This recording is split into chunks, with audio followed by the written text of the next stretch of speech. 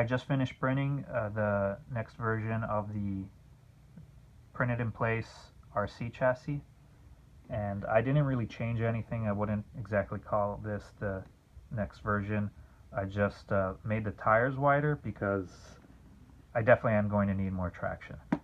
The reason I designed the car this way initially was because this thing runs in a mini four-wheel drive track, so it just needs to gain speed in the straights and then slide in the corners to maintain the speed, so I didn't want any cornering traction. And the other reason is that with the tires this narrow, it just makes the overall assembly easier to print. But we're definitely going to need a little bit more traction for the RC version, so I'm working on improving that.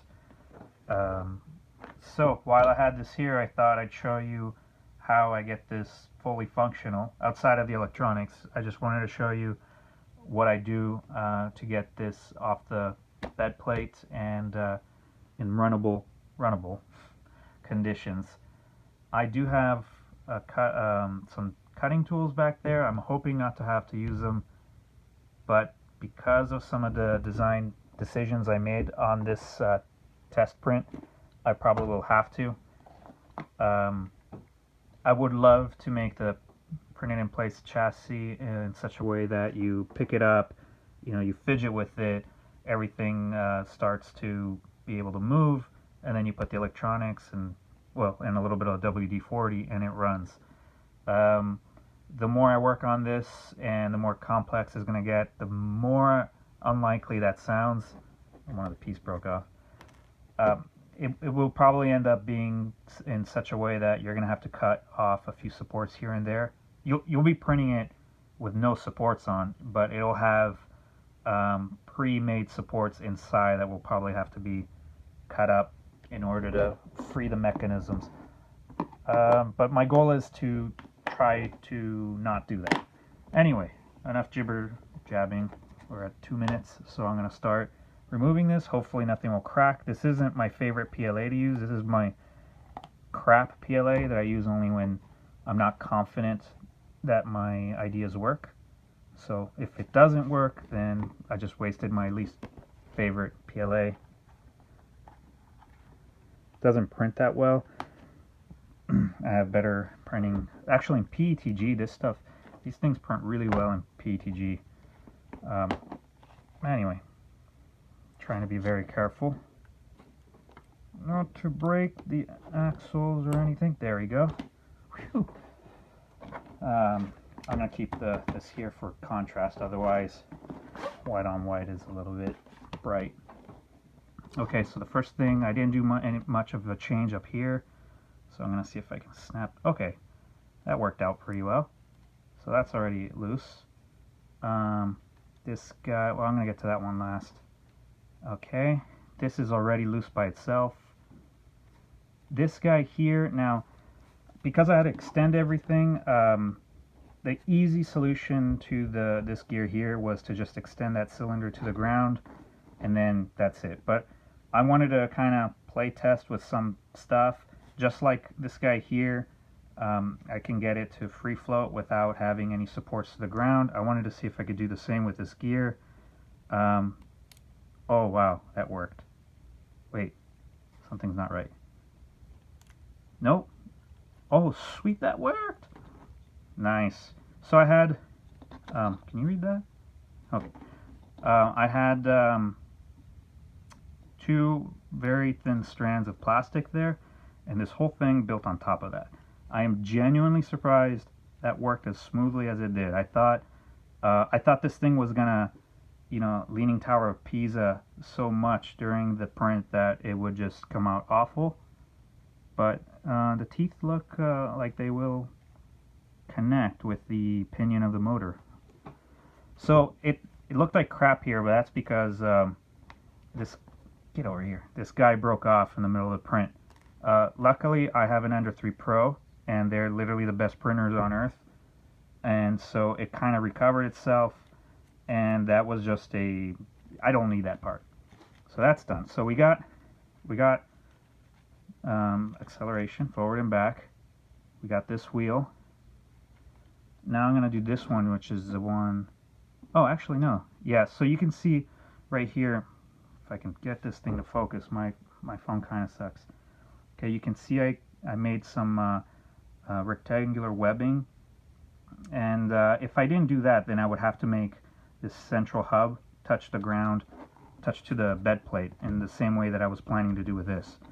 But that webbing is the same thing that I had over here, and I'm hoping this is going to work. If it breaks, it's not because the printer sucks, because Ender 3s don't suck. It's because my design or the filament sucks. I really don't want to have to use the cutter.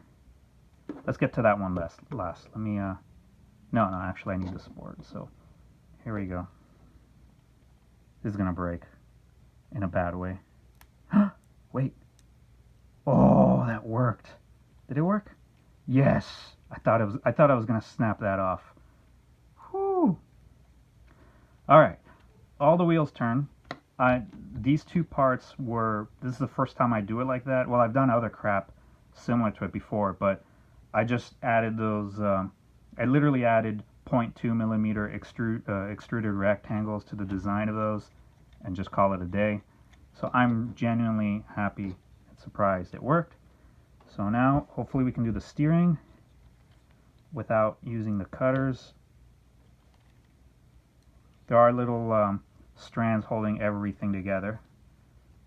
So I can't just pull this or I'm going to break everything. I have to kind of, you can see it's starting to give, but yeah, I have to kind of seesaw it. Come on, baby. Oh, yeah. Yes. There you go. Woo! Wow, I can't believe that's worked. This worked on one take. I actually printed a second chassis on another printer just in case the first one failed and I had to do it again. But I should never doubt an Ender 3 Pro. Oops. All right. So I don't have a dual extruder printer yet, so I had to print these separately.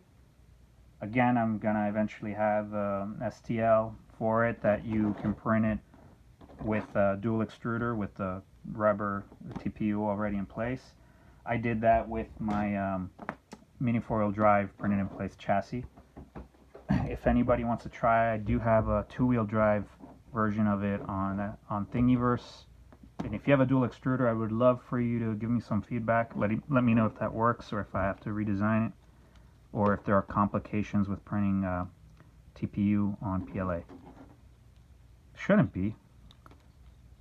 I have a really, really crappy MakerBot 2X, which I bought for that specific reason many years ago, and it was the worst purchase of my life because it's outside of the MakerBot 2. I just have never had any good luck with the MakerBots. Anyway, now I'm ranting, getting close to the 10-minute mark, so I better hurry this up because nobody has the attention span. Oh crap, you guys see that? Damn it.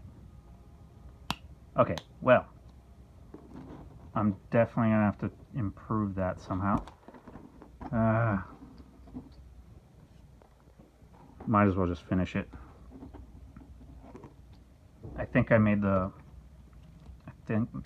these wheels a tad too tight for this. I was forcing it a bit too much over there. So now that worries me here because these are not the strongest pieces. And I mean, so far I'm just glad everything works, but I'm definitely gonna have to design everything a little bit tougher so it's less likely to break. Oh man, I'm just so upset about that now. Again, not the Ender's fault. It's either my design or the filament. And I also forgot something. Now that I mention it, that's probably what happened here. I have a little bit of a lip there, the elephant's foot. I forgot to, and I noticed this when it was printing, but it was too late.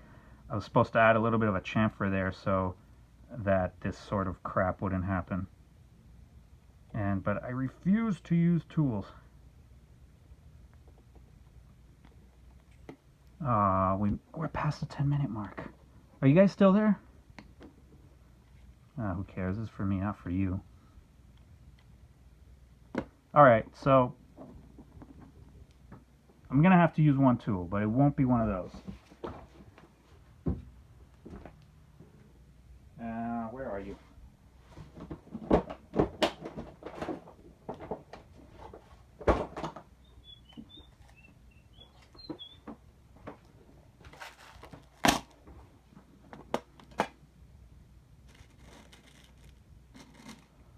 Okay, I'm just going to do this quickly so the car just stands up together, but what I'm going to do later is add a little bit of glue to this screw, and it'll help hold. That's not good. Okay, that should work. No, yeah, okay. I'm actually gonna need to put in a thicker axle there and a little bit of glue, but it's going to hold together and drive just fine. Too bad though, I wanted to have this with no screws and nothing metallic outside of the motor and the electronics. Oh well, so there you have it. A printed in place RC chassis with nice thick tires. And yeah, I'm gonna start mounting electronics on this in the next few days when I'm not feeling too lazy. Alright, bye. Wait, here. Look at that difference. Huh? Alright, now, bye. Psych! Yeah, I rewatched the video and realized I forgot one little thing, the motor hinge. I forgot to show you how to disconnect that. While I was doing that, I glued in the screw, so this... Oh, crap. Ah, crap. One sec, guys. That was... Oh, okay. We're good. We're back in action. We're back in action? We're back in action. Okay, I'm going to need to break that in a little bit. But we're good. Whew. Another close one. While I was doing all that, I went downstairs and got the other one that finished. It took a little bit longer. This took 4.5 hours to print. This took about 5. It's a bit crappier because it was not an Ender 3. But since I have it here, okay, first things first, let's complete this guy. So here lifted a little, but there was supposed to be a 0.4 by 0.4 square, basically one droplet of plastic. But this thing lifted, so it didn't connect. Hopefully it didn't mess this up. Oh, actually, the same thing over here. So it's supposed to kind of look like that. Let's see if I can focus. Can barely see it, but there are some all around because this is a hinge, and basically, let's see if this works or if it fused. Okay, it's a good sign. Hold on. Oh crap. So yeah, I definitely need to redesign. Go away. I need to redesign that. But basically, this opens. Okay, so that is a weak spot, and the reason this is all taped together because it broke here as well. I thought I reinforced it enough, but I'm just gonna have to figure out a different design. But anyway, the hinge itself works, and the little tape, and let me see if I have a motor around here I can just shove in there. We're way past the 10-minute mark, but I don't care anymore. So I just want to show that, you know, once if this was PTG, that would last a little longer. Like on this guy, the only reason it broke on here was because I accidentally dropped this onto the ground, and I mean, it's still a weak spot, but under the PTG, it definitely held up better. So I shove that in. You can see the gears, they mesh. Yay! Okay, so I'm gonna have to redesign that and make it a bit more user-friendly and less likely to break that way. That was annoying. Okay, this works, and since we're here and since I had the other one, I kind of wanted to show these wire, these strings as they snap. So you want to be looking there. So that's holding this whole mechanism up. And while on the ender, this thing was printing true, like printing straight. Like it put the lines and it started printing. This thing never moved once. It was spot on the whole way up. On this other printer, which is not an Ender 3, this thing was dangling left and right, but amazingly it still managed to do a relatively decent job, I guess. So I just wanted to show you what the threads look like when they crack. Come on, focus.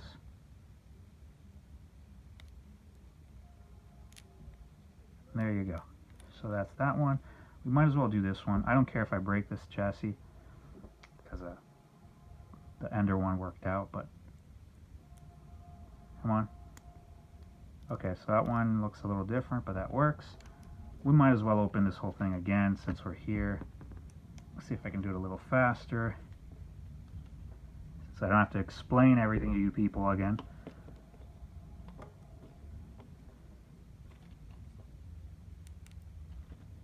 Shoot. Go. Yeah. Oh, that was record time right there. Now we come to the Mr. Delicate over here.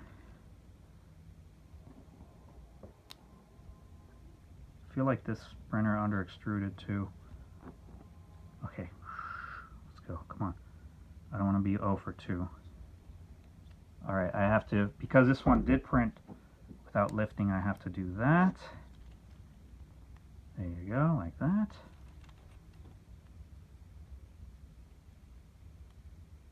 Don't upset me. Don't upset me. Come on, pull back. Yes. Come on.